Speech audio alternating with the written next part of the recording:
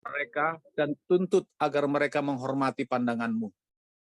Cintai hidupmu, sempurnakan hidupmu, perindah semua hal dalam hidupmu. Berusahalah untuk membuat hidupmu panjang dan tujuannya dalam melayani orang-orangmu. Persiapkan lagu kematian yang mulia untuk hari ketika kamu melewati jurang pemisah yang panjang. Selalu memberikan kata atau tanda hormat saat bertemu atau berpapasan dengan teman, bahkan orang asing sekalipun saat berada di tempat sepi. Tunjukkan rasa hormat kepada semua orang dan tidak merendahkan diri kepada siapapun. Saat kamu bangun di pagi hari, bersyukurlah atas makanan dan kegembiraan hidup. Jika Anda tidak melihat alasan untuk mengucap syukur, kesalahan hanya terletak pada diri Anda sendiri. Jangan melecehkan siapapun dan apapun, karena pelecehan membuat orang bijak menjadi bodoh dan merampas semangat pemikirannya. Ketika tiba waktunya untuk mati, janganlah seperti mereka yang hatinya diliputi rasa takut akan kematian. Sehingga ketika saatnya tiba, mereka menangis dan berdoa memohon sedikit waktu lagi untuk menjalani hidup mereka lagi dengan cara yang berbeda. Nyanyikan lagu kematianmu dan matilah seperti pahlawan kembali pulang ke rumah. Tecumseh. Tecumseh adalah kepala suku Indian yang berjuang bagi rakyatnya dalam menghadapi penindasan orang-orang Eropa di perbatasan Kanada-Amerika. Tecumseh tewas di medan pertempuran pada 5 Oktober 1813. Kematian Tecumseh memuluskan perluasan kolonial orang Eropa ke Kanada. Baiklah, kita akan lanjutkan acara kita ini. Kita akan buka dengan doa yang akan dibawakan oleh Pendeta Richard Barents. Kami persilakan. Mari kita berdoa. Ya Tuhan, Bapa kami dalam kerajaan sorga, kami sangat berterima kasih dan selalu mengucap syukur oleh karena kami sudah mendapatkan satu perlindungan dan penyertaan Tuhan sejak pagi, siang, hingga malam ini. Kami bersyukur karena malam ini kami boleh mengadakan renungan Selasa malam, dan puji Tuhan karena kami masih diberikan satu kesempatan untuk mendengarkan pekabaran pada malam ini. Terima kasih karena Saudara Ucok Pangabean, walaupun sekarang berada di Amerika, tentu pekabarannya akan menguatkan kami, kesaksiannya akan memberikan kami kemajuan di dalam iman, dan juga Tigor yang akan menyampaikan tentang firman Tuhan juga melalui bagaimana menginjil kepada kaum mayoritas. Terima kasih banyak ya Bapak, karena kehadiran Roh Kudus menjadi satu bagian yang utama di dalam ibadah ini. Pimpin kami dari awal hingga akhir, di dalam nama Yesus kami berdoa dan mengucap syukur. Amin. Amin. Amin. Amin. Kita dengarkan lagu Go Be a Witness oleh Circle of Friends Singing Ministry. Circle of Friends Singing Ministry terdiri dari beberapa keluarga Advent di Port Moresby, Papua Nugini yang rindu melakukan pelayanan dengan lagu pujian melalui media sosial di masa pandemi COVID-19 yang melanda seluruh bumi. Mari kita dengarkan lagu yang akan mereka bawakan. Go Be a Witness. Pergilah dan menjadi saksi bagi Allah.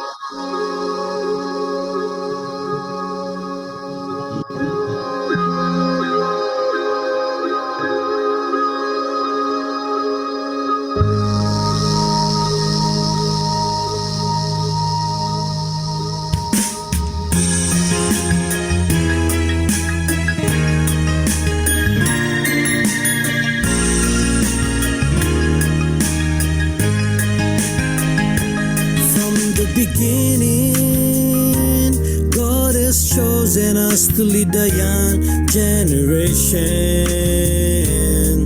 Train a child in the way he should go, that he may not turn away from thee. Keep this in your heart and trust in the Lord. We believe today to be the leaders for tomorrow. Go be a witness for Jesus to the whole world. Let's join our hands and voices together. Let us reach out and find the lost, proclaim His love to all mankind. Let's bring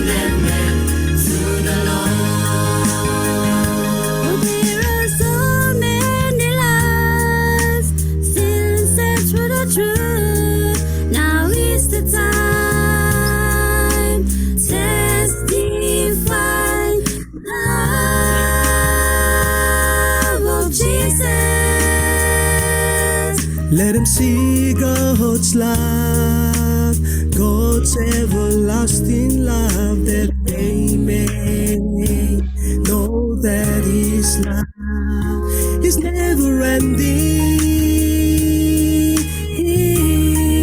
Go be a witness for Jesus to the whole world.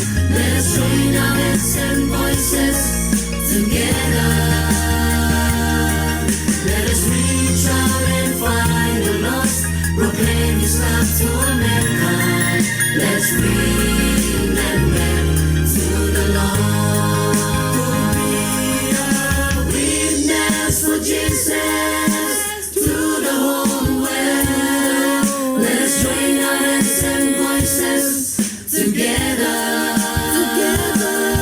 Let us reach out and find the lost, proclaim His love to all mankind. Let's bring them back to the Lord. Let's bring them back to the Lord. Let's bring them back to the Lord. Let's bring them back to the Lord.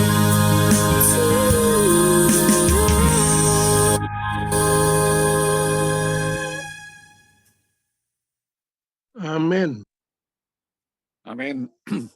Kiranya lagu ini menjadi berkat dan menyemangati kita untuk menjadi saksi dimanapun kita berada, dan kita giat pergi kemanapun kita disuruh.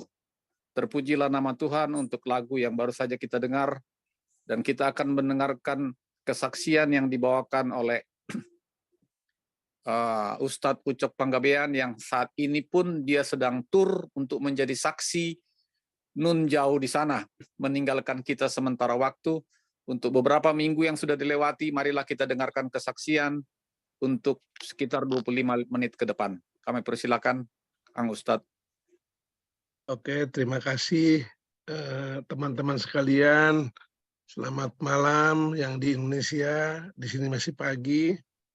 Kita patut bersyukur kepada Tuhan, teman-teman, oleh sebab saat ini kita masih boleh bersama-sama, walaupun dengan fasilitas Zoom, untuk sejenak bersama menikmati firman Tuhan dan belajar bersama untuk mempersiapkan diri kita agar kita siap menjadi saksi seperti lagu tadi ya.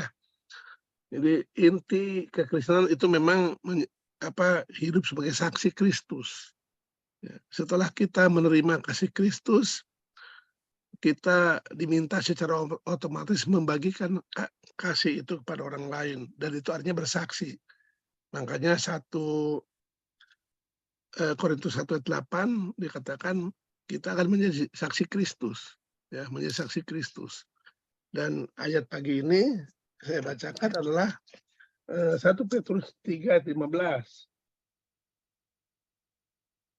Tetapi kuduskanlah Kristus di dalam hatimu sebagai Tuhan, dan siap sedialah pada segala waktu untuk memberi pertanggungan jawab kepada tiap-tiap orang yang meminta pertanggungan jawab dari kamu tentang pengharapan yang ada padamu, tetapi haruslah dengan lemah lembut dan hormat. Jadi teman-teman, ayat ini mengingatkan kita agar kita siap sedia. Siap sedia berarti kita harus bukan cuma memahami iman kita, tapi kita mengamalkan iman kita. Sehingga kalau dunia, lingkungan kita meminta pertanggungjawaban, ya kita siap memberi jawab ya, kepada mereka. Ya, itulah kita artinya siap menjadi saksi. Ada kesaksian sedikit ini dari ponakan saya ketika masih kecil. Sekarang ponakan saya sudah dewasa. Ketika waktu kecil, waktu masih TK, dia itu disekolahkan di sebelah rumah di Cimindi negeri, TK negeri, karena Advent agak jauh, mesti ke Ciberem kan, ke percetakan Advent situ. Dia masukkan ke negeri. Terus sekali waktu ponakan saya ini minta uang untuk dikasih ke gurunya karena akan ada pembagian kalender. Jadi minta uang, kita kasih. Nah, ketika gurunya memanggil murid-murid di kelas untuk mendapatkan kalender, ponakan saya dipanggil. Ponakan saya dipanggil, sebutlah namanya Stephen ya. Stephen, Dia maju ke depan, tapi tidak mau mendekat ke gurunya. Dia jaga jarak dengan guru. Ya, setelah temannya dipanggil, yang lain kan dipanggil Ahmad, datang. Junaidi datang.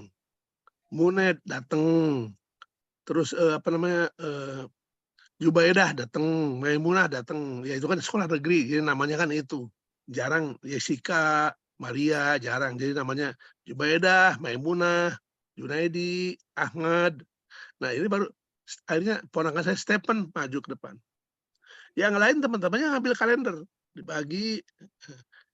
Giliran ponakan saya, dia jaga jarak kira-kira semeter mungkinnya. Pokoknya tidak mau mendekat ke gurunya. Stephen sini, ini kalendernya. Ponakan saya nggak mau terima, saudara.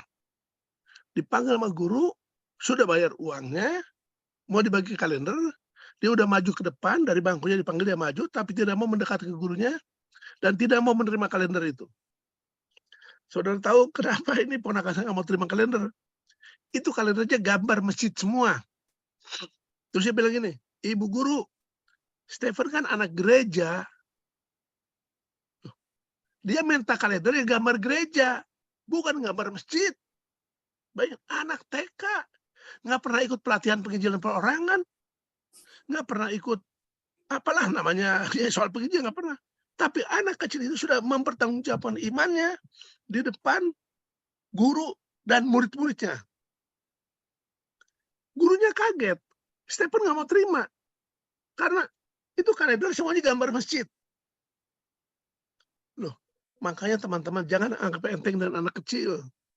Dia sudah punya pemahaman juga ya kalau dia serius. Ikut sekolah sahabat anak-anak, diajar tentang iman, agama oleh orang tuanya. Dia sudah terbentuk di pikirannya. Cerita ini tahu karena gurunya sore datang ke rumah. Bubar sekolah datang ke rumah minta maaf. Kami nggak tahu cerita ini toh. Gurunya yang bersaksi akhirnya. Mohon maaf, tidak maksud apa-apa. Karena memang kalendernya gambar masjid semua. Jadi kami baru tahulah cerita ini. Wah, luar biasa ponakan saya tuh. Waktu dia masih kelas 0 udah mau bersaksi. Jadi apalagi dengan kita teman-temannya. Jadi orang Kristen kalau tidak ada kesaksian itu berarti pepesan kosong. Karena kekristenan bukanlah pengetahuan tentang Kristus. Tapi pengalaman hidup bersama Kristus. Kalau pengalaman berarti selalu ada kesaksian kalau diminta. Karena itu kita alami hari-hari dong. Jadi kalau kesaksian beda dengan khotbah. Kalau khotbah mungkin dipikir, direnung, di segala macamnya. Tapi kalau kesaksian ya apa adanya aja. Jangan dilebih-lebihkan. Dan jangan dikurang-kurangkan, apa adanya saksikan aja begitu. Namanya kesaksian. Nggak usah dipoles-poles.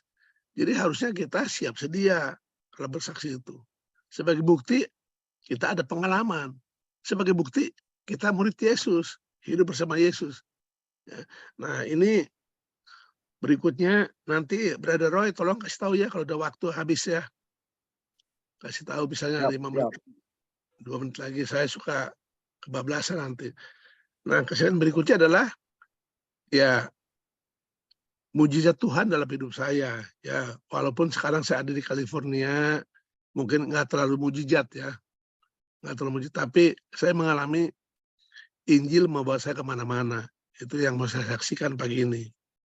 Sebagaimana 5 tahun lalu, ya hampir 6 tahun lalu, saya secara ajaib diundang resmi ke divisi Inter Eropa. Bagi saya ini mujizat ya, 100% mujizat. Walaupun Tuhan menggunakan seseorang untuk menjadi provokator, menyebut nama saya di Eropa. Karena saya kan nggak dikenal. Jadi ada seseorang sahabat kita, anggota WA grup kita, ya, Saudara Stefanus Wijaya, yang liburan ke Eropa, berjumpa atau mampir dengan para petinggi kita di sana, petinggi Advent. Terus para petinggi kita ini agak sedikit mengeluh mungkin. Kenapa? Eropa lagi mabok. Mabok apa? Kebanjiran pengungsi Islam. Kebanjiran imigran Islam. Nah, gereja nggak siap toh. Nah, dari kacamata saya melihatnya begini. Eropa selama ini, maksud di waktu-waktu yang lalu, mengirim misioneri ke seluruh dunia. Eropa, Amerika, kirim misioneri untuk kabar baik. Be a witness tadi lagu tadi. Be apa? A witness. Ya, itu ada lagu tadi ya. Tapi belakangan ini, sekarang ini tidak ada lagi mereka kirim misioneri. Hampir tidak ada. Makanya dalam pemahaman saya, Tuhan kirim jiwa ke Eropa, Muslim. Orang-orang Islam susah diinjili di tempat asalnya. Maka Tuhan kirim mereka ke negeri-negeri Kristen. Nah, luar biasa baiknya Tuhan, toh? Tak berani pergi ke kampungnya Islam, orang Islam ini disuruh pergi ke kampung Kristen. Dalam kacamata saya, imigran Islam, pengungsi Islam. Maka saya bilang di Eropa, berdosa kita kalau hanya memberikan roti gandum kepada mereka. Berdosa kita. Kan mereka menyambut pengungsi, dikasih roti gandum bahasanya itu, dikasih makan. Berdosa kita kalau hanya ngasih itu. Kita harus juga bagi mereka roti hidup. Mereka sudah datang di halaman kita. Masa diantepin? Masa dibiarin? Oh, ini mungkin membuka pikiran teman-teman juga di Eropa ya. Saya omong begitu. Ya, ini gini-gini teman kalian ini diundang resmi menjadi salah satu narasumber di pertemuan para penginjil Advent sedivisi Inter Eropa. Itu ada banyak tempatnya di Adventist Friedensau University di dekat Hamburg. Saya pun ngomong masih bahasa Indonesia, diterjemahkan oleh saudara Daniel Sutami Putra. Orang saya nggak bisa ngomong bahasa Inggris lah. Ya kalau ngomong good morning, how are you, brother Roy, ya bisa lah. Tapi untuk seminar bahasa Inggris, khotbah bahasa Inggris, tak mampu saya. Gitu kan. Maka saya bawa penerjemah dari Jakarta. Jadi waktu ngomong di forum yang terhormat itu, saya ngomong bahasa Indonesia. Terjemahkan ke bahasa Inggris. Jadi teman-teman itu mujizat besar dalam hidup saya. Kenapa? Saya menyadari diri saya siapa. Ucok Panggabean, anggota jemaat biasa, bukan siapa-siapa, bukan orang yang berilmu, bukan orang yang berduit, bukan orang yang berjabatan. Karena di dunia ini yang dihormati kan orang yang punya jabatan dan orang yang punya kekayaan. Saya nggak ada semuanya itu. Karena Pak, saya hanya bersaksi aja hari-hari tentang Kristus, terutama ke kalangan Muslim. Itu aja. Jadi bukan doktor, bukan pastor, bukan apalagi, bukan orang yang berduit itu ya. Kalau kan gini, orang diundang karena orang kaya. Kan bisa aja orang kaya, orang senang undang orang kaya. Kenapa? Bisa nyumbang toh. Orang senang undang orang pinter. Kenapa? Biar bisa mengajar toh. Jadi orang tuh yang diundang tuh yang bisa mengajar, yang bisa menyumbang. Lah saya ini siapa? Orang saya dengan segala ya keadaan, saya nyebut di gereja saya aja saya nggak laku gitu loh. Saking saya orang gagalnya, saya menganggap dia orang gagal, orang yang ya orang tak mampu, orang gagal. Saya bukan mengecilkan diri. 30 tahun saya di gereja saya, nggak tembus-tembus jabatan ketua jemaat, Brother Roy. Bukan pengen jadi ketua jemaat, bukan. Tapi kita kan introspeksi juga. Kok nggak tembus-tembus jabatan ketua jemaat ya?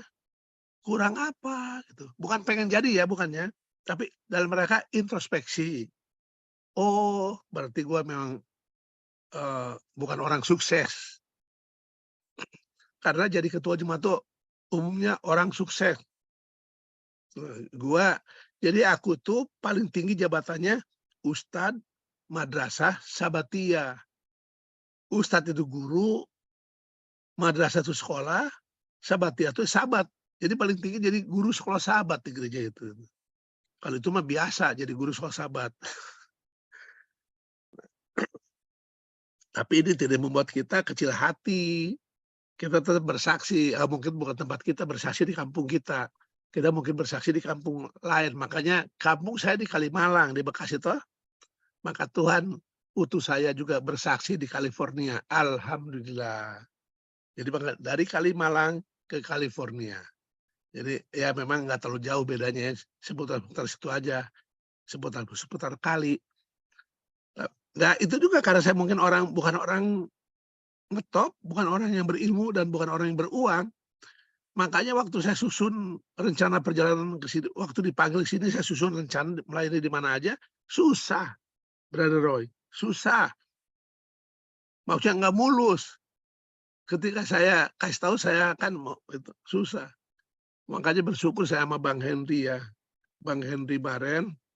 Saya kan cerita sama Pendeta Richard Baren. Pendeta, kau begini ya agak kurang welcome nih teman-teman nih di Amerika nih, tapi manggil, tapi sepertinya gimana? Terus Pendeta Richard Baren bilang, oh lu hubungi abang gue, Henry Baren. Saya hubungi lah, langsung setelah menghubungi Brother Henry, semuanya Tuhan buka jalan. Jadi sekarang jadwal saya penuh.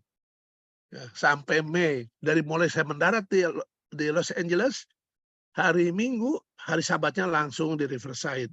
Hari Sabat berikutnya di Loma Linda.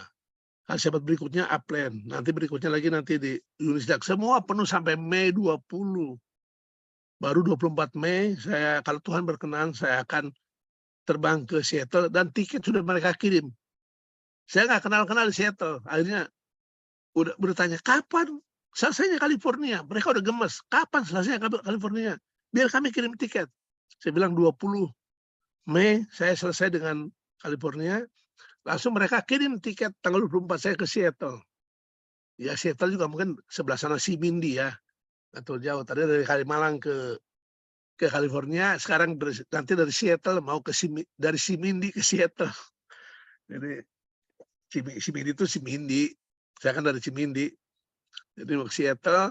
Nah untuk bersaksi aja. Dan mereka sudah booking juga. Nanti di Seattle saya akan dipertemukan, bahkan dibawa ke pengajian. Ada anak pendeta Advent, ya udah mati pendetanya, anak pendeta Advent, berarti orang Advent toh, punya pengajian di Seattle. Baru pulang naik haji yang bersangkutan. Saya mau dibawa ke sini, makanya mohon doa teman-teman, ya mudah-mudahan terlaksana ini. Jadi, karena apa? Saudara kita Muslim itu di mana-mana ada. Kanan, kiri, depan, belakang. Islam semua. Saya bilang sama teman-teman di California sini, jangan kalian pikir sudah ada di Amerika, tidak berjumpa sama Islam. Terus kalian lepas tanggung jawab untuk menginjil ke Islam. Jangan pikir begitu. Islam berkembang pesat di mana-mana. Di mana-mana berkembang pesat. Nah, kita harus persiapkan diri kita sebagai orang Indonesia. Kenapa? Bicara Indonesia itu bicara Islam. Di mata dunia Indonesia itu Islam. Jadi kita kalau kita nggak siap seperti ayat tadi, ya kita repot. Kan harus siap sedia kita memberi pertanggungjawaban iman kita. Makanya mari persiapkan diri kita agar kita siap sedia. Nikmat teman-teman menjadi saksi. Jadi kata nikmat. Tuhan kita tuh bukan asal nyuruh. Ya. Bukan asal nyuruh, Matius 19 pergi beritakan Injil. Itu kan menjadi saksi. Bukan asal nyuruh. Tapi apa? Menyertai. Jadi waktu kita disuruh pergi, go be a witness, atau kalau istilah di Uni Barat mah, I will go. Cuma saya suka menyindir. Kita nih I will doang, go-nya enggak. Setiap sebelum potluck, jam khotbah kita serukan I will go. Habis I will go kita potluck, habis potluck lupa go-nya. Yang ingat I will doang. Nanti ketemu lagi sahabat depan I will go lagi, I will go lagi. Jadi lagu tadi lebih pas ya. Go. Be a witness gitu. Jadi kita mesti siap jadi saksi dimanapun berada. Nah, saya ingatkan teman-teman di sini dan puji Tuhan, Brother Roy, ya, yang asalnya kurang-kurang anget menyambut, tapi setelah saya di situ bukan cuma anget, panas menyambutnya. Kemarin di Upland dikasih waktu oleh pendetanya, Pak Pengabean seminar 1 jam. Karena di Upland itu nggak biasa program sore. Nanti sedikit orang yang hadir. Nggak apa-apa pendeta, 2-3 orang juga tidak apa-apa, saya siap. Saya bukan cari banyak orang, tapi pekabaran harus disampaikan. Puji Tuhan, ramai gereja sore. Dan ketika saya mau akhiri Amin. 1 jam, udah bicara, mereka bilang, jangan Pak, lanjut terus. Lanjut. Dari jam 3:30, lanjut. Jam 6 saya mau akhiri. Saya bilang, sudah mau tutup sabat. Oh tidak Pak, di sini tutup sabat jam 7 malam. Lanjut sampai jam 7 akhirnya. Dari Amin.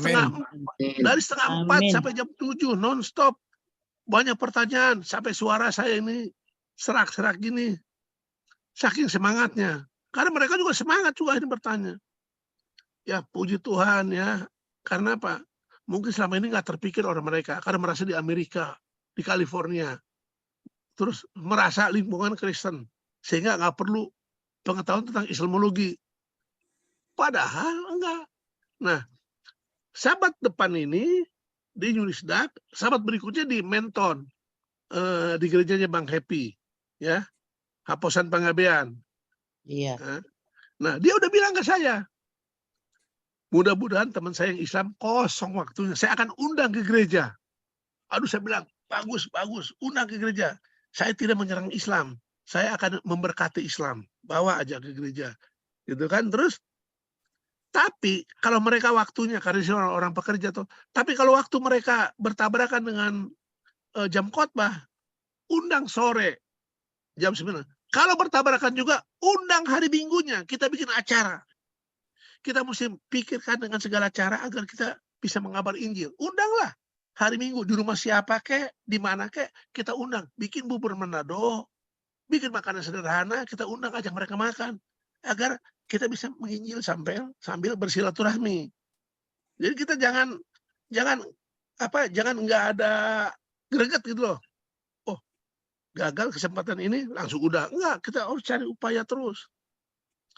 Makanya konteks di sini pun walaupun di Amerika kita bisa jumpa dengan teman-teman kita yang Muslim. 3 menit lagi ya. Oh ya, makasih nah itu. Makanya mari teman-teman kembali ke ayat kita tadi. Persiapkan diri kita untuk menjadi saksi. Saya ulangi lagi ayatnya. Tetapi kuduskanlah Kristus di dalam hatimu sebagai Tuhan. Dan siap sedialah pada segala waktu untuk memberi pertanggungjawaban kepada tiap-tiap orang yang meminta pertanggungan jawab dari kamu. Tentang pengharapan yang ada padamu, tetapi harus dengan lemah lembut dan hormat. Tapi syarat utama sebelum menjadi saksi adalah apa? Kuduskan Kristus di dalam hatimu sebagai Tuhan. Artinya apa? Tuhanlah penguasa hidup kita. Jadi sebelum kita omong tentang Tuhan kita, orang lain harus melihat Tuhan kita di dalam hidup kita. Amin gitu dong. Amin. Dari tadi oke amin. Wah, gak kedengeran. Amin. Gak kedengeran. Amin. Aduh. Ya, amin. Oh, sengaja nggak mute jalan ya? Ya. Jadi di ini juga di California di 3 gereja saya gedor. Mereka bengong aja dengar saya ngomong. Jangan bengong aja dong, saya bilang amin. Langsung mereka bilang, ya kami terpukau kata jadi.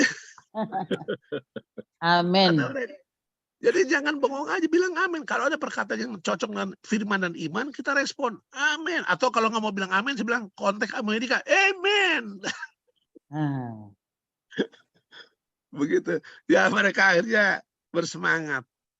Ya teman-teman, demikianlah kesaksian pagi di Amerika, malam di Indonesia, bahwa kita mesti menjadi saksi Kristus, siap sedia. Tapi syarat utamanya, sebelum menjadi saksi, biarlah orang lain menyaksikan Kristus di dalam hidup kita.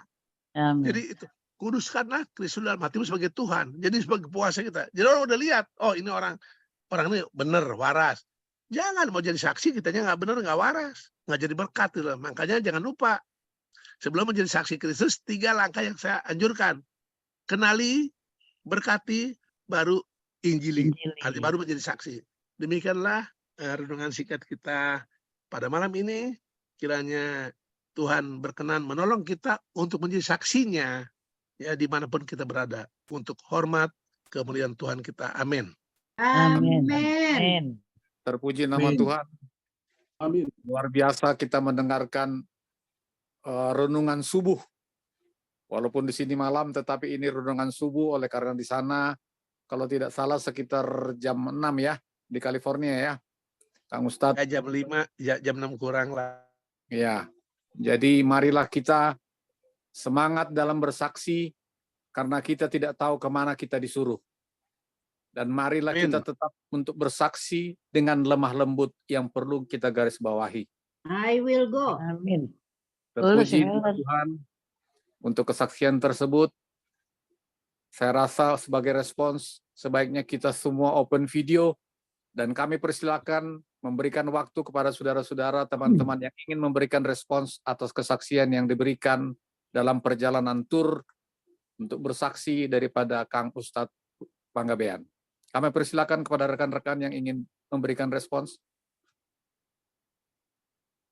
Saya ya. Silakan, Cok, Neng Ita.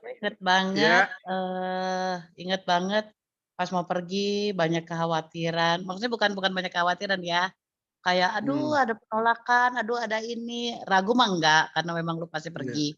Tapi ada ketakutan-ketakutan, kita bilang kita semangatin apa kayak gitu. Ternyata terbukti ya. Sekarang memang Amin. bahwa kita harus membuka hati, kita harus mau belajar, dan kita percaya aja. Karena tangan Tuhan ada dekat kita ya, Cek ya. Amin. Teruskan, berjuang. Amin. Amin. Amin. Amin. Silakan yang lain. Ini kita dalam keadaan santai. Silakan.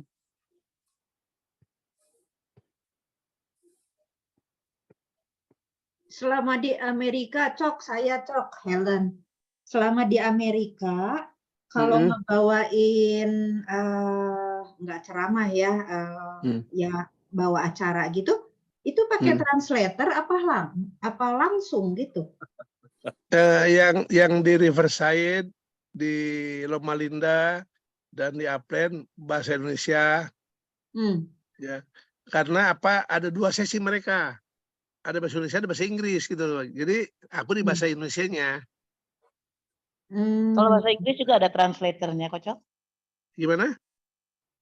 Kalau bahasa Inggris? Oh, enggak ada. Bahasa Inggris saja. Tapi itu 2 sesi. Jadi khotbahnya 2 kali. Sekolah sahabatnya sekali bahasa Indonesia. Tapi khotbahnya 2 kali. Bahasa Indonesia 1 kali, bahasa Inggris 1 kali, 2 orang yang khotbah. Begitu. Ada juga pakai translate. Pernah Juga, sekali saya mereka lihat. sediakan translator orang Indonesia. Kalau mereka biasanya sediakan selalu jangkau. Putus ya? Ya, Keadaanmu, tapi Boy? kalau untuk Riverside udah enggak, dengan Loma Linda udah enggak, udah dipisah. Nggak tahu nih tempatnya Berita Hudiat nih. Oh, kalau pakai translator mah lucu ya. Enggak, Hudi aja pakai translator, kalian? Sorry, Loma Linda pakai translator, gue lupa loh. Loma Linda translator. Pakai translator. Oh gitu. Iya, pakai translator. Pendeta-pendeta Loma Linda, Indonesia ya. ke sana juga pakai translator. Lupa. Riverside aja enggak, dengan Upland. Kita mah Upland, batu Riverside unggul. enggak. Udah dibagi 2, bahasa Inggris dan bahasa Indonesia gitu loh. Kalau Loma Linda ditranslate. Gitu. Mau nanya lagi, Cok. Ya. Keadaan di Loma Linda kan seperti kita ketahui itu kan kota Advent. Ada saudara sepupu kita enggak di sekitar Loma Linda? Banyak. Banyak, Atulen. Iya, banyak. Oh. Orang Saudara mereka. kita aja banyak yang kawin sama sepupu. Iya. Orang itu gereja Loma Linda itu tanahnya luas. Itu sempat mau dibeli oleh komunitas Islam. Jadi masjid. Oh gitu. Iya. Sempat mau dibeli. Kan saudara-saudara si Atit Lan di sana Lan.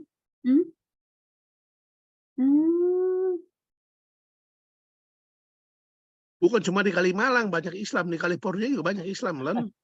Dasar.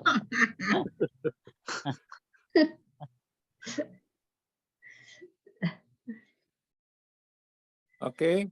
Sukseslah terus ya. Amin. Silakan satu lagi kami berikan kesempatan.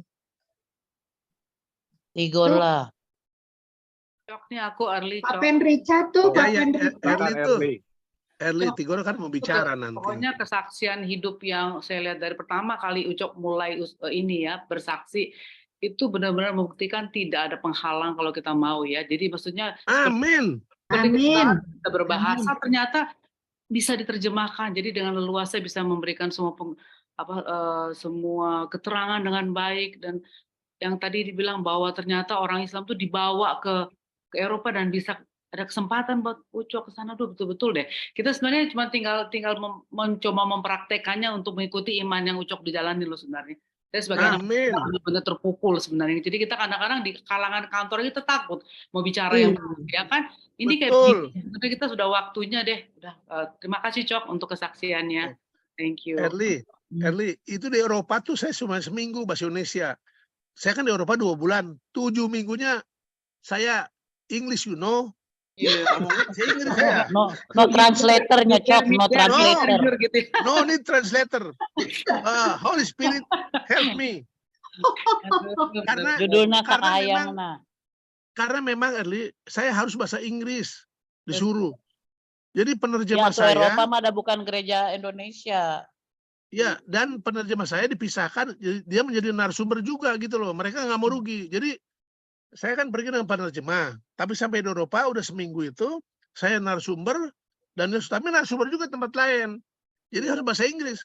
Kenapa harus bahasa Inggris? Rupanya orang Eropa juga nggak bisa bahasa Inggris. Jadi saya harus bahasa Inggris diterjemahkan di Italia, diterjemahkan bahasa Italia. Nah, Di Prancis terjemahkan bahasa Prancis. Jadi saya harus bahasa Inggris. Gitu. Jadi benar-benar Tuhan tolong saya bahasa Inggris lancar. pasti deh itu. Ya, Indonesia padahal balik deui, poho deui. nggak bisa, benar. Ada ini sih. Makanya Roy Pitoy, gembala kita di Jisdak bahasa Inggris. Dia kan minta saya khotbah bahasa Inggris di Jisdak sebelum ke Eropa. Saya kan tolak karena harus bahasa Inggris nggak bisa. Pakai PowerPoint bang, nggak mau saya.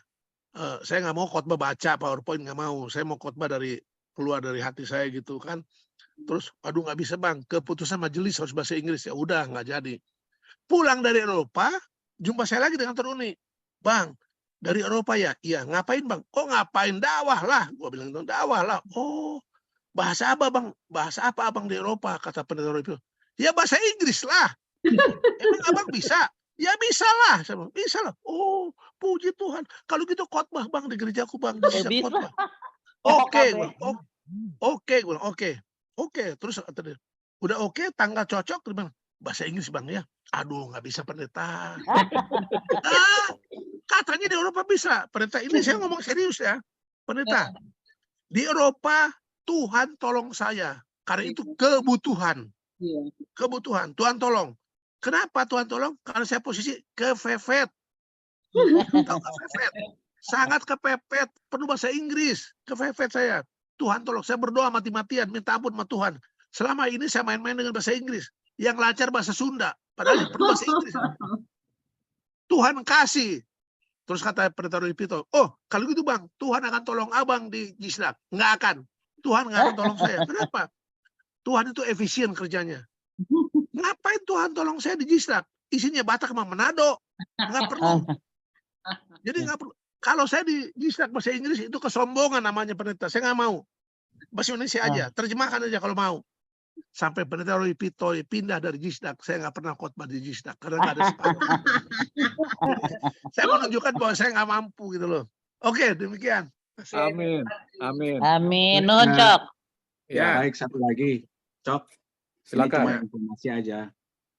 Bila mana nanti kamu ke Seattle, kamu akan ketemu dengan saudara Roni Umboh. Itu mungkin yang saya mau diketemukan memang. Mau diketemukan. Iya, itu yang mau Ini bikin anak pendeta, bapaknya dulu ketua daerah Jawa Timur, pendeta Umboh. Gitu ya. Jadi istrinya ini dari kaum mayoritas dan mereka punya itu kebanyakan yang persekutuannya itu adalah mantan-mantan IPTN yang bekerja di Boeing. Oh. Jadi saya pernah ketemu di sana waktu saya ke Seattle, waktu Henry ada di sana kakak saya. Jadi mereka punya persekutuan. Nah, Pengajian lah, pengajian. Iya. itu mantan-mantan IPTN yang ditarik oleh Boeing untuk bekerja di sana. Jadi ya nanti kamu akan ketemu dengan Umo dan dia punya teman-temannya. Itu Nah, aja. mudah-mudahan Tuhan tuntun saya ke sana lah. Doakanlah Amin. mudah-mudahan saya tuntun. Kalau nggak salah, mereka tuh bikin pesantren loh di situ. Waduh, Iya, bisa jadi. iya memang. Ya, Mata kita tugas akan lu rada berat, tapi kan kita nggak khawatir karena bukan lu yang berkuasa. Amin. Yang penting Ada- aku dipertemukan dengan mereka. Dipertemukan Iya. aja. Nanti Tuhan tuntun. kita akan bantu terus doakan Kang Ustadz Amin. dalam perjalanan ini dan kita akan mendengarkan kesaksian-kesaksian yang luar biasa pada kali berikut. Baik, Amin. kita akan masuk kepada bagian kedua dengan judul Akikah dan Penebusan Dosa yang akan dibawakan oleh Ustadz Tigor Panggabean. Silakan. Terima kasih atas kesempatan yang diberikan dan juga kesaksian yang sudah dibawakan oleh Ustadz Uco Panggabean. Sebagai respon atas kesaksian itu, saya juga akan memberikan kesaksian bahwa kesulitan itu kadang-kadang terbentuk untuk memperbaiki kita. Kayak kejadian hari ini ya. Pembicaranya adalah Piers Nangoy. Tiba-tiba dia kontak siang hari, dibilangnya tidak bisa. Saat itu saya sedang mempersiapkan materi. Ini kadang-kadang kelemahan. Bukan ahli, tapi mempersiapkan materi selalu the last minute. Akhirnya mulai grogi. Lalu saya kontak Pendeta Richard Ballen. Disuruh tunggu 5 menit ya. Alhamdulillah ternyata dia bersedia ya. Tapi kendalanya dia kasih slide. Berarti saya mesti jalankan slide ya. Berarti nggak bisa review materi saya. Lalu saya baca WA, MC-nya nggak siap juga. Diserahkan ke Helen. Dikabari Helen nggak siap juga. Waduh, saya nggak tahu kalau McRoy sudah dikasih tugas dari Helen. Jadi saya minta tolong kepada Iman ya, Iman Silalahi lagi tidur. Jadi saya telepon. Udahlah Iman, kamu pasti bisa, tinggal baca aja. Nggak usah dibuka kamera, bilang aja kamera rusak gitu. Karena ini kan emergency semua. Tapi ternyata rencana yang kita jalankan itu tidak terjadi ya, atau kerisauan yang ada itu tidak terjadi. Ternyata pembicaranya bukan Pendeta Richard, tapi malah Uco Panggabean ya. Jadi saya ada kesempatan untuk memperbaiki materi walaupun belum lengkap juga ya. Dan sebagai kesaksian juga saya melihat bahwa kesaksian Ucok ini sangat luar biasa ya. Saya sendiri berubah karena melihat Ucok. Ya, saya pernah kasih tahu Amin. bahwa di Ucok itu ada figur orang tua saya. Dan saya lihat itu tidak muncul di anak-anaknya. Sebenarnya talenta itu ada. Di Bang Happy ada, di saya ada, di Olo. Tapi kita tidak pergunakan talenta itu. Dan saya kaget Astagfirullah. waktu masa pandemi dikontak sama Iman Silalahi ya untuk jadi pembicara. Waduh, dikiranya saya selevel Ucok ya. Padahal saya kalau bertanya aja gemetar ya. Jadi waktu saya mengikuti Ucok, saya nggak pernah bertanya, nggak pernah berkomentar. Tapi sesudah beberapa kali, karena secara natural dari sekolah, hidup di lingkungan, kita memahami Islam dengan baik. Jadi ada keinginan memberi komentar ya, dengan memberi chat. Kemudian lama-lama bersuara ya, walaupun bersuara itu gemetar. Dan puji Tuhan ya, walaupun gemetar lama-lama itu masalah kebiasaan ya. Jadi sama dengan saat ini, kalau kita lihat rekaman yang dulu dengan yang sekarang pasti udah berubah ya. Kalau dulu nggak lancar, sekarang udah lebih baik. Dan saya melihat ya, kalau orang sering berbicara, dia akan mencintai pembicaraannya itu. Jadi ibaratnya itu kayak dua pasang kekasih. Kalau baru pertama gemeteran, mau ngomong A, B, C nggak keluar, yang keluarnya lain. Jadi sama dengan kita berbicara atau berbagi firman Tuhan dengan orang banyak, kita gemetar. Tapi kalau kita sering lakukan, maka itu akan berubah. Dari hari ke hari akan semakin baik ya. Dan itu akan mengalir. Dan kalau kita bersaksi, itu bukan untuk teman-teman yang mendengar. Justru kesaksian yang kita kabarkan itu sebenarnya menguatkan diri kita sendiri ya. Itu saya lupa bacaannya dari Ellen G. White tapi itu adalah benar ya. Kesaksian yang kita sampaikan bukan hanya menguatkan orang lain, tapi menguatkan diri kita sendiri. Amin. Jadi saya mengucapkan syukur, terima kasih dengan ada Zoom, dengan ada akademi, WA Group, kita bisa berkumpul dan membuat perubahan ya. Dan saya rasa masih banyak kesalahan-kesalahan yang kita lakukan, baiknya kita bisa saling memahami dan memperbaiki agar semuanya bisa berjalan dengan baik, sehingga rencana Tuhan yang ada di dalam grup ini yang kita tidak tahu itu bisa nyata di kemudian hari. Baik, kita berdoa sebentar sebelum saya memulai berbagi Islamologi.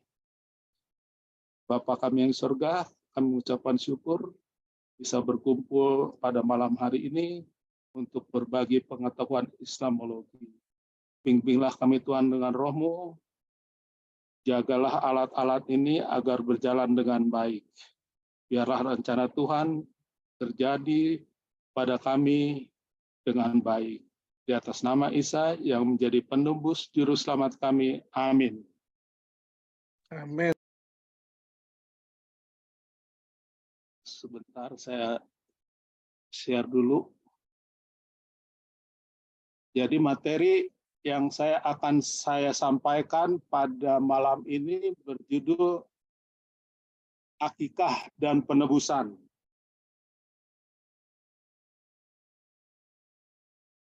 Umumnya di Islam mereka tidak memahami penebusan dosa ya. Tapi kata penebusan itu ada di dalam Islam, hanya pemahamannya agak berbeda ya. Saya akan mengambil mengenai pelajaran akikah. Jadi akikah ini adalah menjembelih hewan sebagai bentuk rasa syukur terhadap Allah atas bayi yang dilahirkan. Menurut bahasa, arti akikah pemotongan atau memotong. Jadi akikah itu menjembelih hewan ketika lahirnya seorang bayi. Hukumnya adalah sunnah muakkadah bagi mereka yang mampu. Bahkan sebagian ulama menyatakan wajib. Jadi sunnah muakkadah ini artinya wajib, tapi nggak wajib banget gitu. Jadi di bawahnya wajib. Jadi sunnahnya ini di bawah wajib. Jadi ada pengecualian kalau kita tidak mampu. Ada juga ulama menjelaskan bahwa akikah sebagai penebus.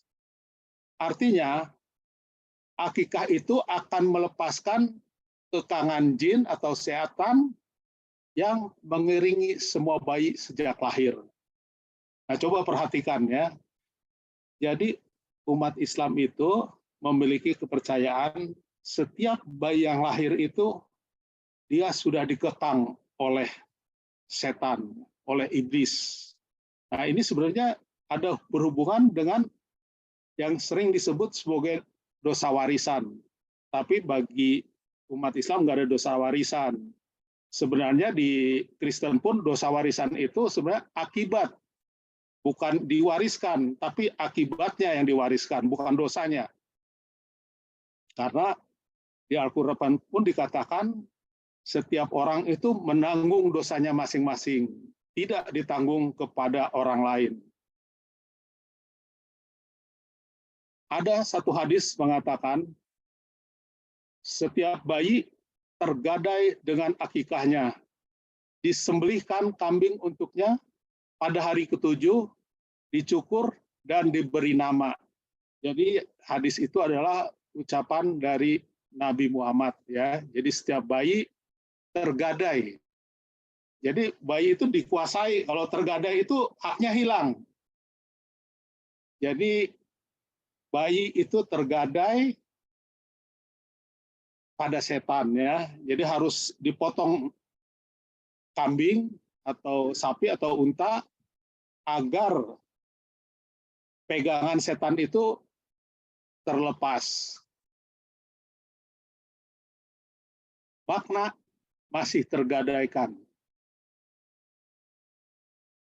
Makna ke-1, jika anak meninggal sebelum balik ini puber, ya, usia 15 tahun, umumnya 15 tahun, ia tidak bisa memberikan syafaat untuk orang tuanya sampai dia diakikahi. Maksud syafaat di sini adalah mendoakan orang tuanya. Jadi seorang anak yang belum diakikah, doanya itu tidak didengar untuk orang tuanya. Jadi ini hutang orang tuanya. Anak yang belum diakikahi atau belum dipotong kambing terhalang dari mendapatkan keselamatan dalam kehidupan. Jadi ini pemotongan ini untuk mengharapkan keselamatan. Muhammad sendiri mengaitkan akikah terkait dengan status tergadai dengan akikah. Jadi setiap bayi yang lahir itu tergadai. Jadi dikuasai oleh iblis. Jadi kalau akikahnya itu enggak dilakukan, dia akan tergadai terus. Mampu atau tidak mampu. Jadi kalau yang tidak mampu, tidak melakukan akikah, berarti dia tergadai.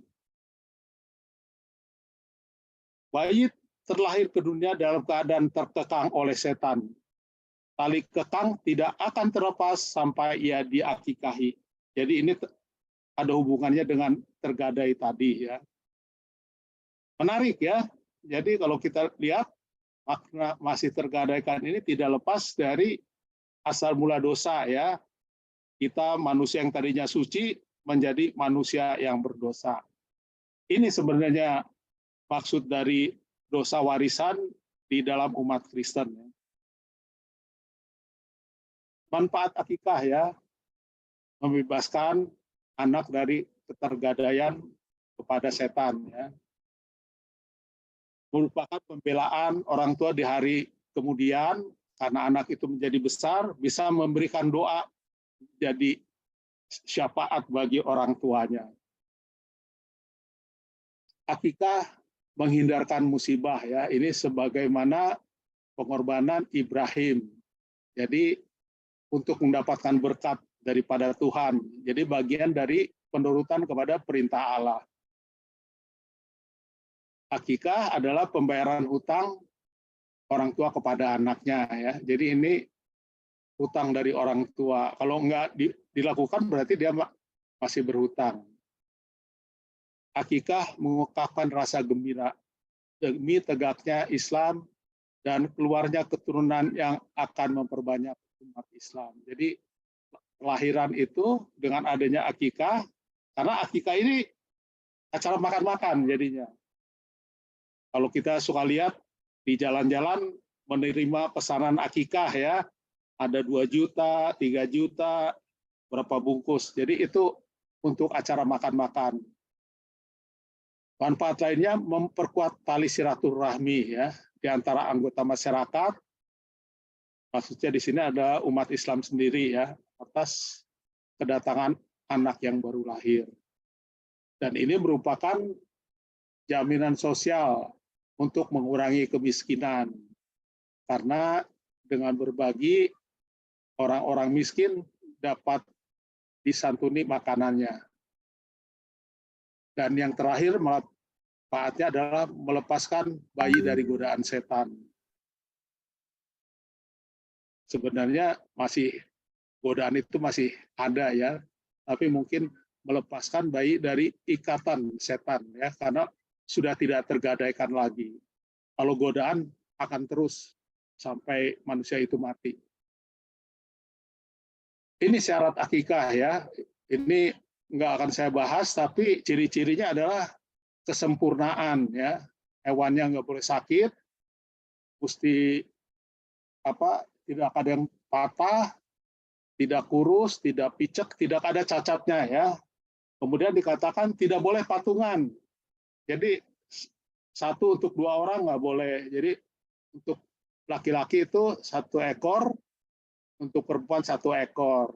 Tapi ada juga yang mengatakan laki-laki 2 ekor, sedangkan perempuan 1 ekor. Jadi itu masih bermacam pendapat. Nah ini praktek waktu dilakukan Muhammad terhadap anaknya ya. Jadi 1 domba 1 anak. Demikian juga untuk anak perempuan ya. Tapi Aisyah mengatakan Nabi memerintahkan mereka agar disembelih akikah dari anak laki-laki 2 ekor domba. Jadi ada bermacam versi ya. Jadi ada 1 ekor, ada 2 ekor. Dan ini sifatnya bukan wajib ya, tapi di bawahnya wajib. Nah ini dilakukan di hari ke-7, jika tidak bisa hari ke-7, hari ke-14, atau hari ke-21 ya. Nah kalau tidak sempat dilakukan dan orang tuanya meninggal, maka anak tersebut harus melakukan akikahnya sendiri ya, agar dia dapat mendoakan orang tuanya yang sudah meninggal. Karena anak yang saleh itu dapat mendoakan orang tuanya.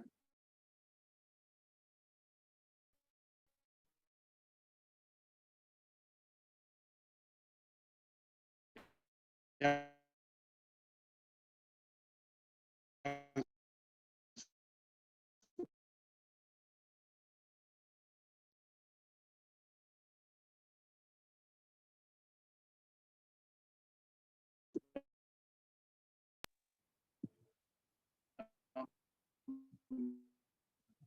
Ada gangguan koneksi, Gor?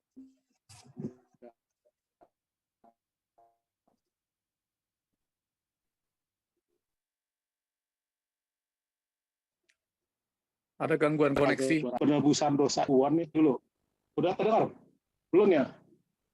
Belum. Sudah. Mungkin saya pakai yang 1 lagi ya. Silakan. Ini dilanjutkan aja dulu. Ini bagus. Terdengar? Oke. Silakan.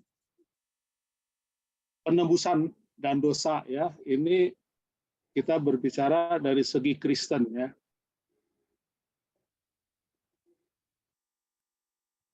Arti dosa. Sesuai 1 Yohanes 3 ayat 4, dosa adalah pelanggaran atas hukum Allah ya. Barang siapa yang melakukan dosa juga melanggar hukum. Karena dosa adalah pelanggaran hukum. Jadi itu artinya dosa. Lalu apa upah dosa? Kalau kita lihat upah dosa ialah maut, tetapi karunia Allah ialah hidup yang kekal dalam Kristus Yesus Tuhan kita. Ini Roma 6 ayat 23. Jadi ada dosa, ada upah dosa ya. Seperti kita ketahui bahwa dosa pertama itu adalah di bumi ini dosa Adam dan Hawa ya. Dengan memakan buah larangan, dia akan mengalami kematian. Ya. Tapi Allah sendiri sudah mempunyai rencana yang lain. Sudah ada rencana keselamatan ya. Jadi sebelum Adam memakan buah larangan, Allah sudah membuat rencana penyelamatan atas Adam. Sepertinya putus-putus ya? Enggak, bagus. Silakan terus. Bagus. Nah, salah satu rencana penebusan itu dikatakan tidak ada jalan lain untuk mengambil kembali jiwa umat manusia yang telah tergadai kecuali dengan cara Kristus menebusnya di kayu salib. Jadi saat Adam berbuat dosa, disitulah terjadi transaksi ya. Jiwa Adam sudah tergadaikan. Makanya dia diusir dari Taman Eden. Tapi Allah punya rencana sendiri ya. Jadi Adam dan turunannya harus ditebus. Nah ini yang terkait dengan akikah tadi ya. Jadi setiap turunan Adam yang terakhir itu sudah terbelenggu dalam kuasa setan. Di dalam umat Islam itu agar belenggunya terlepas harus dipotong kambing. Nah inilah yang disebut akikah. Nah kita bersyukur kita belajar Taurat dan memahami bahwa sembelih domba itu adalah perlambangan dari penebusan Yesus ya, bahwa penebusan itu harus melalui darah. Kita baca di Roma 3 ayat 23-24. Karena semua orang telah berbuat dosa dan telah kehilangan kemuliaan Allah, dan oleh kasih karunia-Nya telah dibenarkan dengan cuma-cuma karena penebusan dalam Kristus Yesus.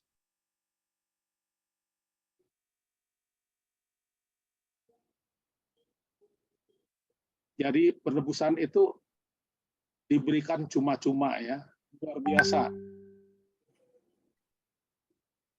Nah, di sini ada gambar ya, saya akan tampilkan proses dari penebusan ya. Di sini ada 6 tahapan. Jadi pertama sesuai Matius 26 ayat 28 disebut ini peristiwa apesis ya. Membebaskan dari hukuman. Ini bahasa Yunani ya. Membebaskan dari hukuman atau pengampunan dosa ya. Inilah darahku, darah perjanjian yang ditumpahkan bagi banyak orang untuk pengampunan dosa. Kemudian tahap berikutnya adalah sesudah diampuni kita berubah menjadi tidak bersalah.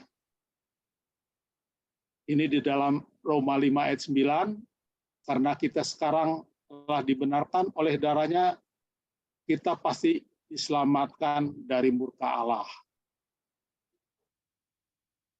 Namun ini bukan berarti kita otomatis selamat ya.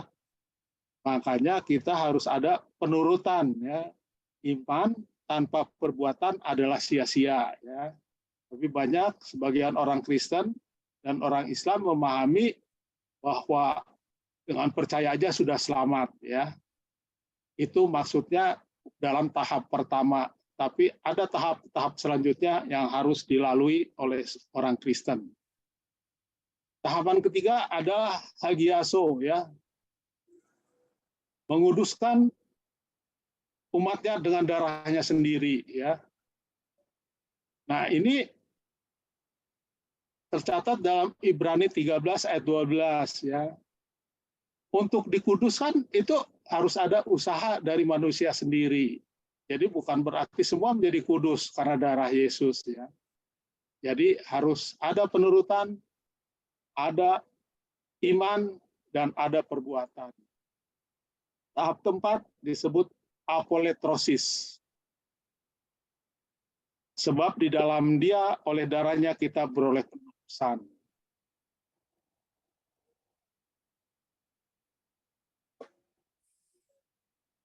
Jadi dikuduskan.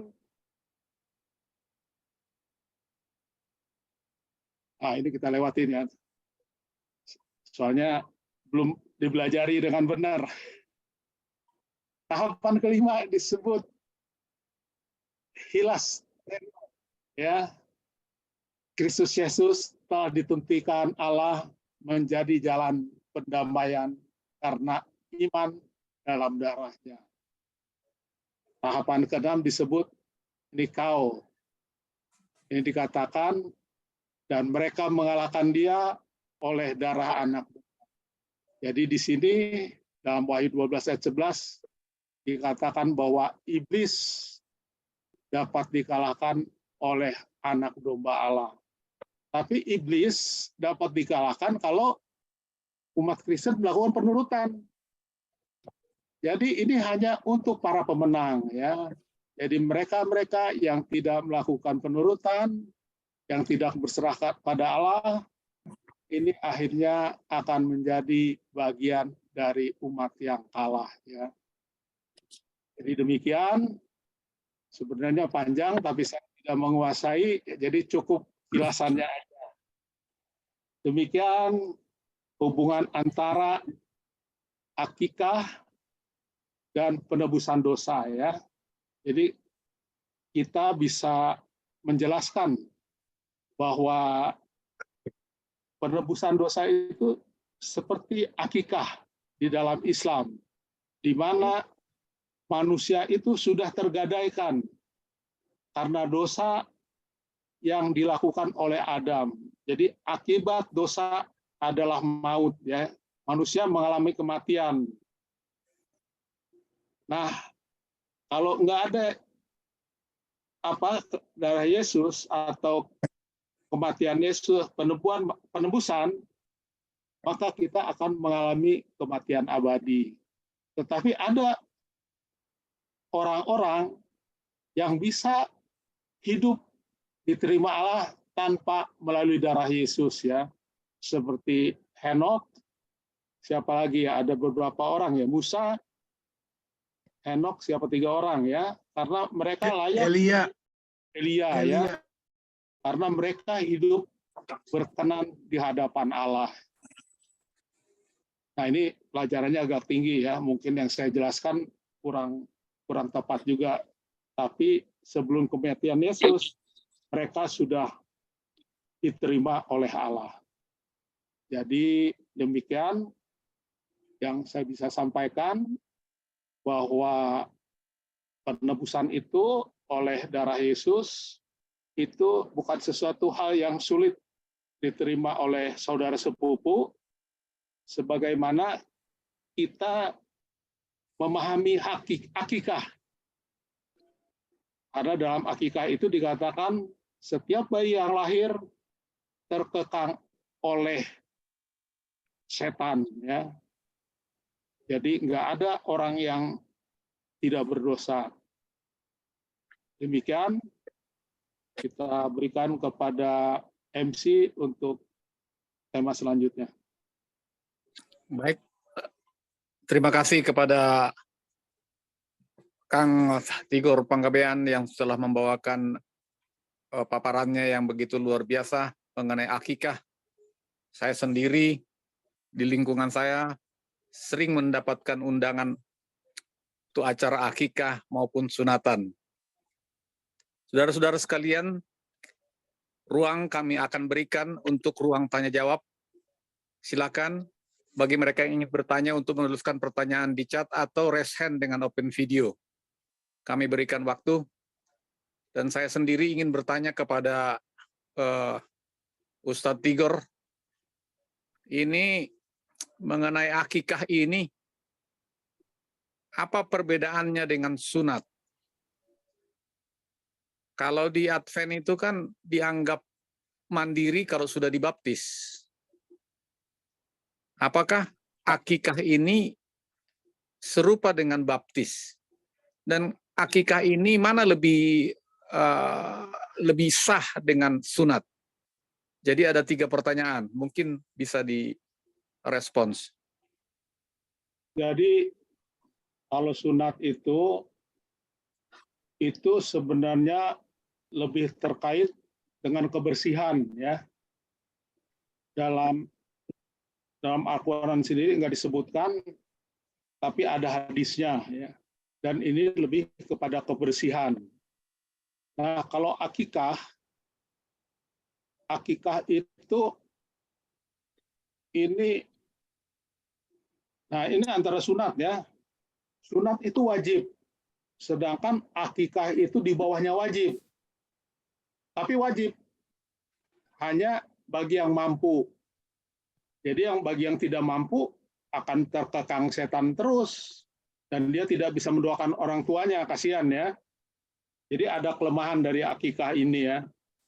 Nah, akikah ini harus dilakukan saat hari ke-7, sedangkan atau hari ke-14 atau hari ke-21, lipatan 3 kali, ya. Nah, kalau sunat itu di usia berapa, tapi agak udah berumur, ya, sekitar 6 tahun 7 tahun. Saya lupa nih, mungkin nanti Ucok bisa tambahin, ya. Nah, kalau baptisan itu lebih terkait dengan syahadat, ya. Jadi kalau dalam Islam itu untuk diterima iman Islamnya, dia harus mengucapkan syahadat, ya. 2 syahadat, la ilaha illallah, asyhadu anna Muhammad Rasulullah. Jadi tidak ada Tuhan selain Allah, dan saya percaya bahwa Muhammad itu Rasulullah Allah. Dan sekarang udah ditambahin 3 syahadat, ya. Salah satunya saya percaya bahwa Isa Al-Masih itu adalah utusan Allah. Jadi itu yang bisa saya sampaikan. Mungkin Ustadz Ucok bisa tambahkan. Sebelumnya saya ingin sampaikan mengenai kalimat asyhadat itu kalau dalam rumah tangga Muslim itu umur berapa dan apakah diwajibkan untuk menyebutkan kalimat asyhadat itu? Seperti kalau di di SDA itu kan baptisan, ya, sekitar umur ya 15 ke 16 lah, ya, umumnya, ya. Walaupun umur 13-14 juga sudah ada yang minta dibaptis. Nah, kalau untuk rumah tangga Muslim, kalimat asyhadat itu apakah umum? Kalau untuk umat Muslim sendiri, nggak usah lagi. Jadi karena dia udah lahir sebagai Islam, dia tidak diwajibkan mengucapkan syahadat, kecuali dia sudah memeluk agama lain. Mau balik lagi ke Islam, dia harus mengucapkan syahadat. Jadi ucapan syahadat itu tidak wajib bagi orang yang terlahir dalam keadaan Islam. Berarti jadi lebih sah Islam, akikah, ya. Berarti lebih sah akikah dan sunat, ya. Dua-duanya sah sebenarnya sih. Hanya akikah itu kalau nggak mampu boleh ditunda. Kalau sunat wajib. Artinya begini, maksud saya kalau di Advent lah, ya, dia dikatakan mandiri, sudah mandiri itu kan setelah lepas baptisan. Nah, kalau di Muslim itu kemandirian itu di mana? usia 15 itu disebut balik. Tadi kan disebutkan hingga usia balik. Coba saya buka lagi. Nah, usia balik itu artinya puber ya. Salah satunya mulai haid, mimpi basah. Itu di usia memasuki dewasa jadinya. Oke. Kalau Baik, sunat silakan. udah dari kecil mereka udah disunat. Saya lupa di tahun keberapa. Kadang-kadang ada yang masih 4 tahun udah disunat, kadang-kadang 7 tahun. Kadang-kadang mereka takut kan. Tapi hukumnya wajib, hanya tahun keberapanya saya lupa. Ya, baik, kepada hadirin sekalian kita bebas ya. Jadi silakan yang ingin memberikan respons tambahan, silakan, dan bagi yang bertanya kami berikan waktu. Mungkin ada yang ingin raise hand, kami persilakan. Jadi akikah ini sebenarnya kayak mirip kurban. Dan makna kurban itu yaitu potong sapi, berbagi daging. Jadi lebih berhubungan dengan kesenjangan sosial. Jadi berbagi kekayaan lah.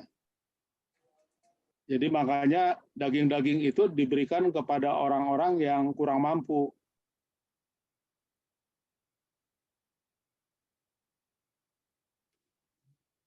Dan kalau kita lihat kisahnya, itu sebenarnya diambil dari hari raya orang-orang jahiliyah. Jadi melanjutkan.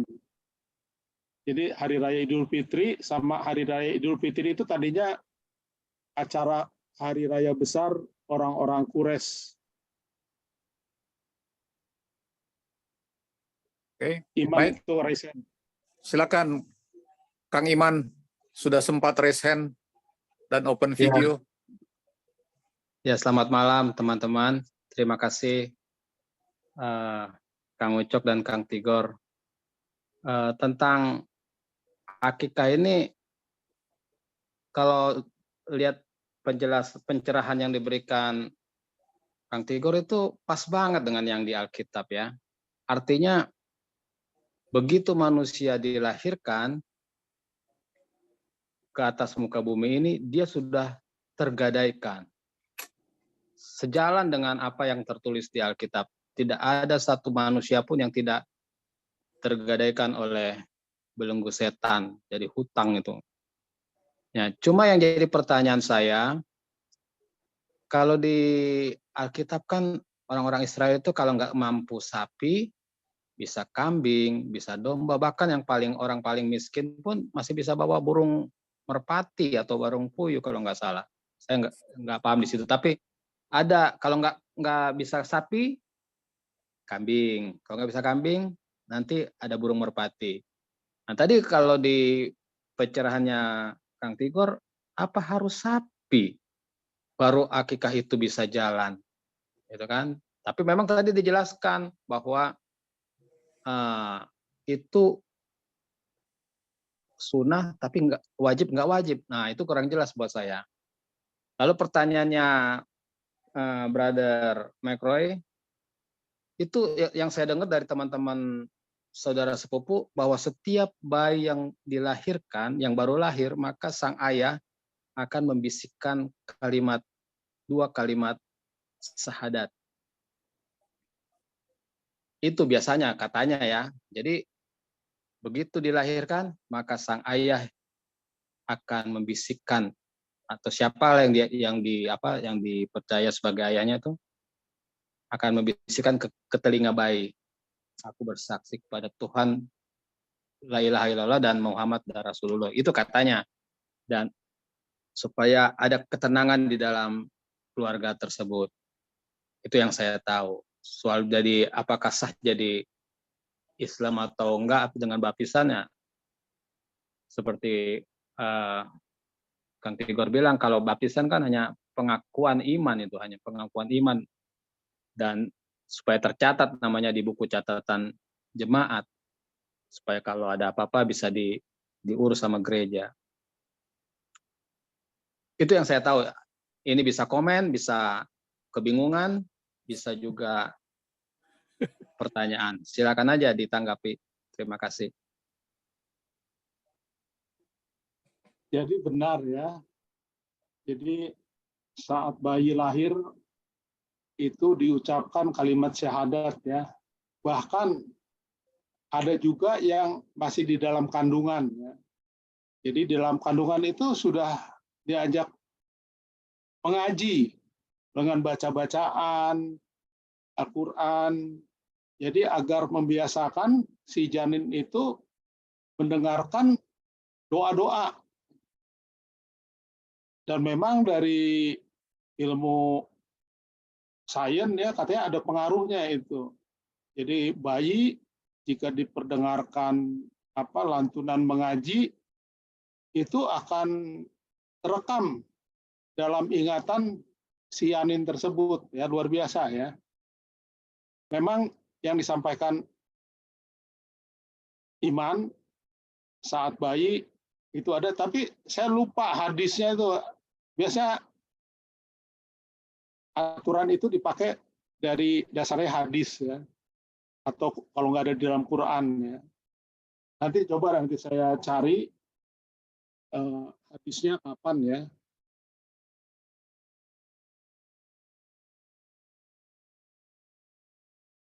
Silakan yang lain atau Ustadz mau nambahin. Ya, selamat malam teman-teman. Terima kasih Gor. Ini materi yang menarik ya. Menarik banget soal akikah ini karena apa? Jadi seperti malu-malu kucing, Islam itu mengakui soal penebusan. Ya, kalau kita kan terang-terangan kalau ada penebusan berarti ada penebus. Satu. Kedua berarti ada yang ditebus. Kita mah jelas siapa yang tebus, penebus itu apa, ya kan, manfaatnya apa jelas. Tapi di Quran ini nggak ada. Ini di hadis semua. Sunat di Quran nggak ada. Akikah nggak ada di Quran. Jadi Islam itu dikembangkan berdasarkan ajaran Muhammad pada akhirnya ya. Banyak di Qurannya nggak ada.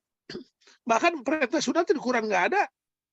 Makanya teman saya tamatan Gontor ya, udah meninggal Pak Ahmad namanya, itu nggak disunat anaknya, dia disunat oleh bapaknya, tapi anak-anaknya nggak disunat, dia Islam tamatan Gontor, karena nggak ada perintah di Quran. Gitu. Ini Islam yang unik, ini bukan kata orang, saya kenal orangnya, dan kita belajar, saya ajari Alkitab gitu ya. Jadi agak aneh. Karena di Quran nggak ada, dia nggak mau amalkan. Dia hanya mau amalkan apa yang ada di Quran. Nah, akikah ini menarik banget ya. Kenapa? Karena ini pengakuan secara nggak langsung tentang doktrin dosa warisan sebetulnya kan. Cuma nggak ada istilah dosa warisan. Tapi kalau kita pelajari, ayo, ada istilah tergadai. Nah, semua anak Adam itu tergadai. Karena bapaknya berdosa. Kalau Adam tak berdosa, tidak tergadai dong. Nah, untuk melepaskan dari gadai itu apa? Tebus, akikah. Nah, coba ini di Quran nggak ada gitu loh. Makanya itu kan dari hadis semua referensinya kan. Nah, makanya saya selalu omong di mana-mana, baca Quran dengan terang Injil, baru bisa mengerti. Gitu. Jadi kalau kita lupakan Injil ketika kita belajar Quran, ya makanya Islam makin jauh dari Kristen. Pada ayatnya ada toh, ayatnya kalau baca Quran tidak paham, bertanya pada orang Kristen, ayatnya ada. Saya udah sering kasih. Makanya saya pikir ini pelajaran menarik ya. Dan menarik, dan kalau boleh dibikin berseri, didalami lagi, agar ketemu itu benang merah penebusannya itu loh. Upah dosa maut itu kan, bayangin kalau nggak ditebus, berarti ini anak, kalau nggak diakikahi, anak ini berarti terjerat oleh setan terus dong. Kan kasihan. Ya. Secara teologinya bagaimana ini? Tapi dibilang hanya untuk yang mampu. Ya kalau nggak mampu bagaimana ya? Nah nanti kalau nggak mampu tadi Tigor jelaskan, boleh yang bersangkutan menebus dirinya. Lucu juga ya. Jadi kalau sudah dewasa, belum diakikahi, dia udah mampu, dia bisa mengakikahi dirinya sendiri. Gitu loh. Karena apa? Kalau nggak diakikahi, dia tidak bisa mendoakan orang tuanya. Padahal menurut Islam, ketika seorang tua mati, semua putus.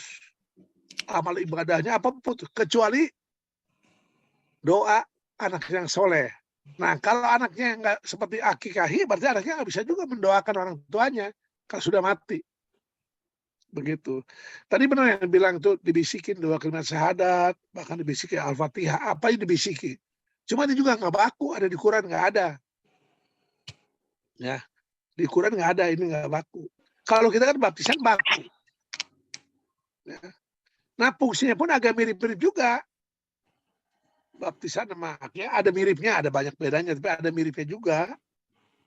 Kenapa? Kan baptisan hubungannya kan penebusan juga. Berarti orang yang dibaptis berarti menerima penebusan Yesus. Jadi orangnya tertebus toh, sama juga ada miripnya. Akikah juga bicara penebusan, makanya saya bilang Islam itu malu-malu kucing, mengakui soal perlunya penebusan gitu loh. Kalau kita mau jelas, tadi Tigor udah kasih Efesus 1 ayat 7. Penebusan bisa terjadi kalau ada apa? Ada pengorbanan. Begini. Pengampunan bisa terjadi kalau ada penebusan. Penebusan bisa terjadi kalau ada pengorbanan. Itu Efesus 1 ayat 7. Ya ini sekedar tambahan aja ya. Tadi sudah bagus diterangkan, tambahan aja. Terima kasih, brother. Silakan yang lain. Kebetulan kita hari malam ini agak sedikit yang hadir, jadi lebih banyak waktu untuk kita lebih berdiskusi, mendalami, memahami. Kami persilakan kepada rekan-rekan, teman-teman, saudara-saudara hadirin.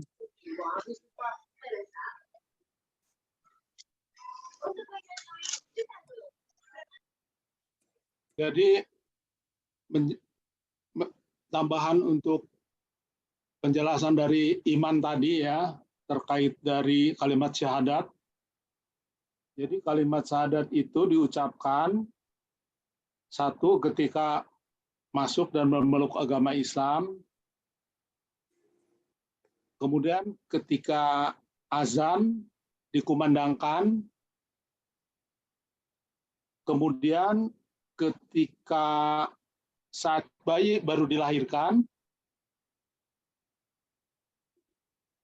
kemudian waktu salat wajib ya, dan salat sunnah, kemudian saat meninggal dunia ya. Jadi itu momen di mana kalimat syahadat itu selalu diucapkan ya. Bahkan kalau orang mau meninggal selalu diminta mengucapkan syahadat.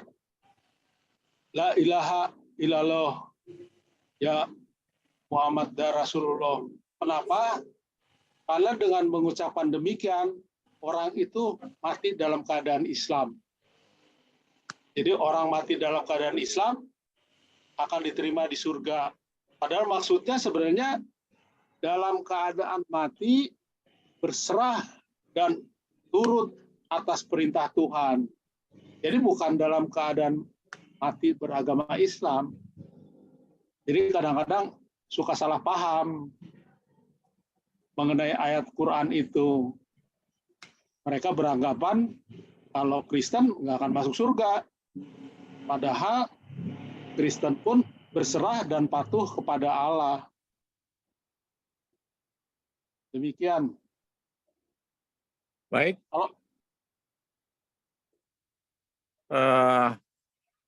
Ada lagi teman-teman yang ingin bertanya? Kami persilakan, ada waktu sekitar 3 menit lagi.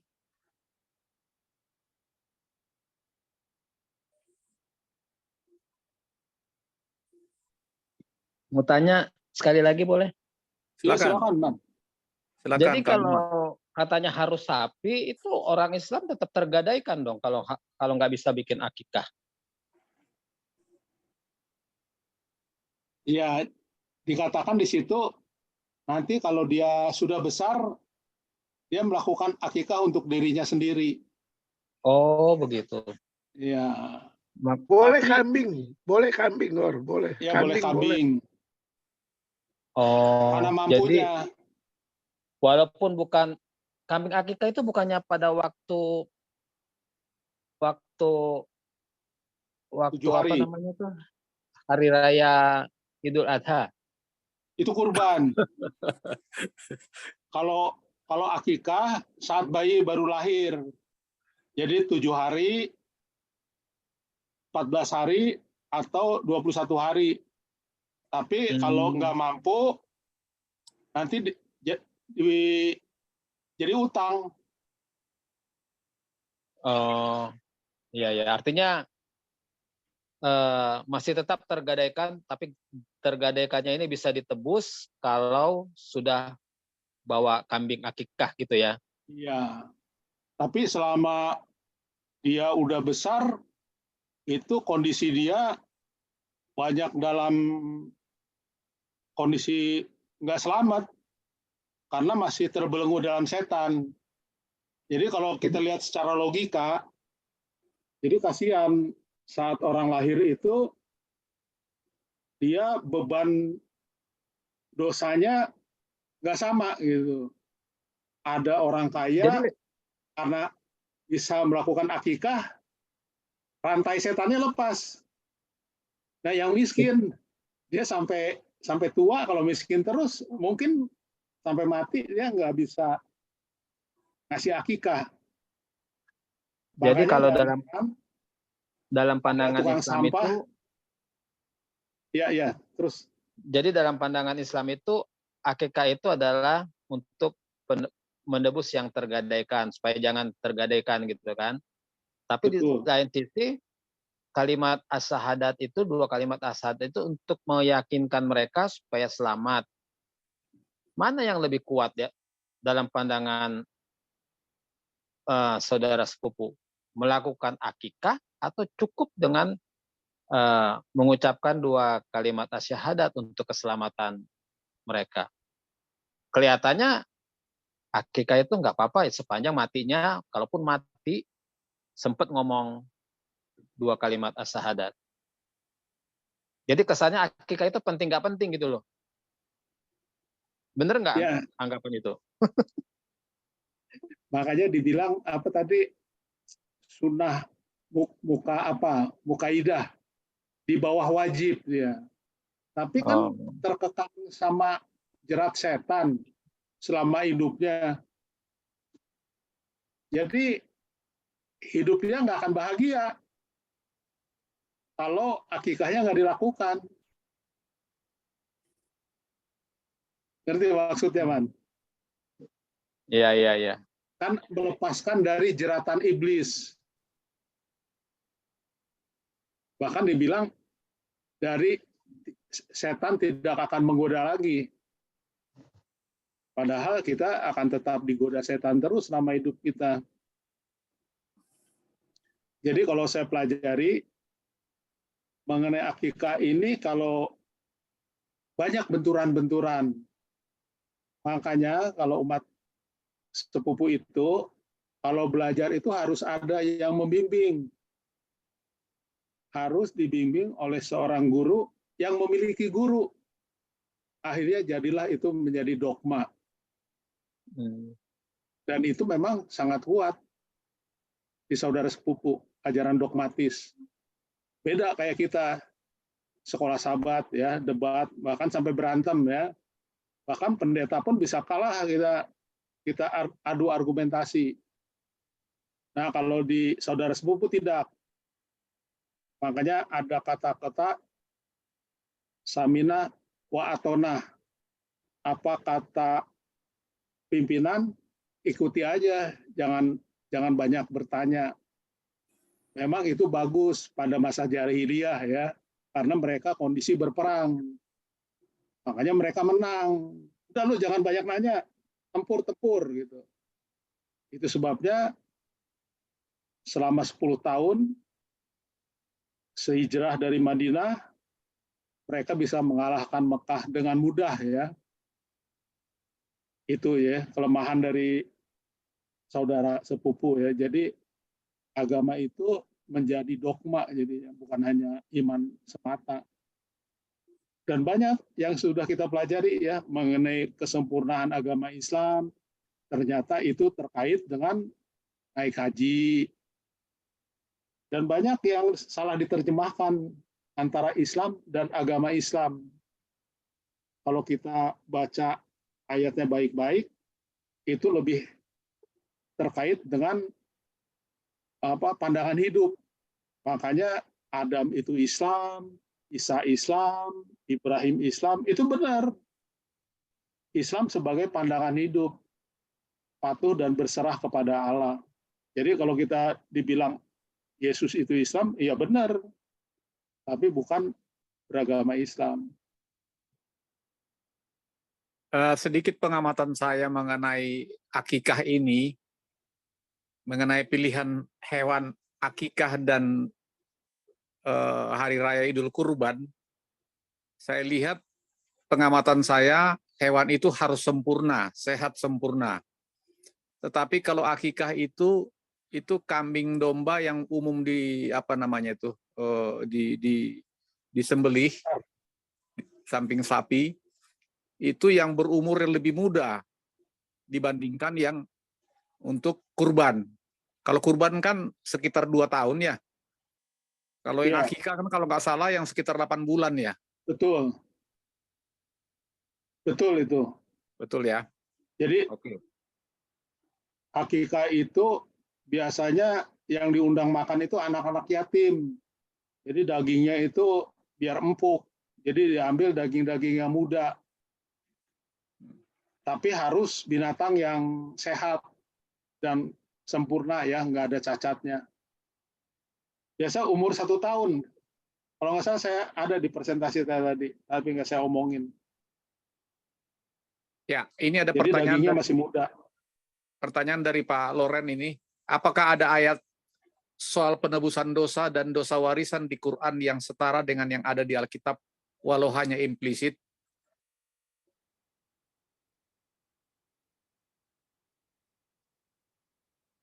Kalau di Al-Quran ya, makanya mereka menolak dosa warisan, jadi nggak ada dosa warisan. Tapi yang ada itu ayat Quran yang mengatakan setiap orang akan menanggung dosanya masing-masing. Itu ada ayatnya, saya lupa di surat berapa. Hanya terkait penebusan dosa, dalam Quran nggak ada itu penebusan dosa.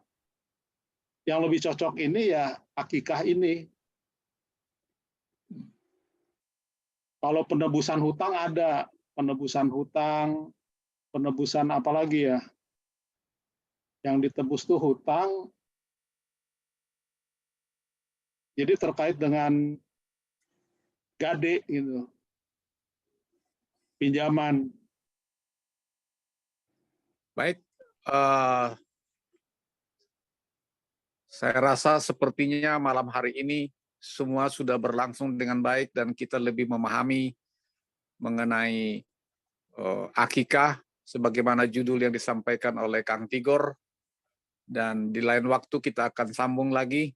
Mudah-mudahan akan kita lebih mudah untuk beradaptasi dengan saudara-saudara kita di dalam pelaksanaan ibadah keyakinan mereka.